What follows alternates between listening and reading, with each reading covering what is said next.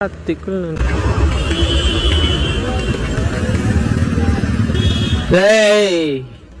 ಯಾರ ತಿಕ್ಕಳು ನನ್ನ ಮಗ ಇಲ್ಲೇ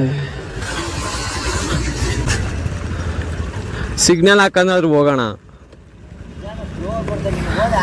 ನಾನು ಅಲ್ಲಿ ನೋಡ್ಕೊಂಡು ಹೋಗ್ತೀನಿ, ನೀನು ಸಿಗ್ನಲ್ ಹಾಕಿಲ್ಲ ಹಂಗೇ ಕಟ್ಟಡಿತಿದ್ದೆ ಮೆತ್ತಿಗೆ. ಓ ಇರಪ್ಪ, ಯಾಕೆ ಯಾಕೆ ಯಾಕೆ ಯಾಕೆ ಹಾಂ ಅದು ಹೀಗೆ ಮಾತಾಡ್ಬಿಟ್ಟು ಹೋಗೋಣ. ಮಚ್ಚ ಆಯ್ತು, ಬಾಯ್ಲೆ ಬಾಯ್. ಯಾರಿಗೂ ಯಾವಂಡ ನೀಡಿ ಅಯ್ಯಪ್ಪ ಹೊಡೆದ ನೀರು.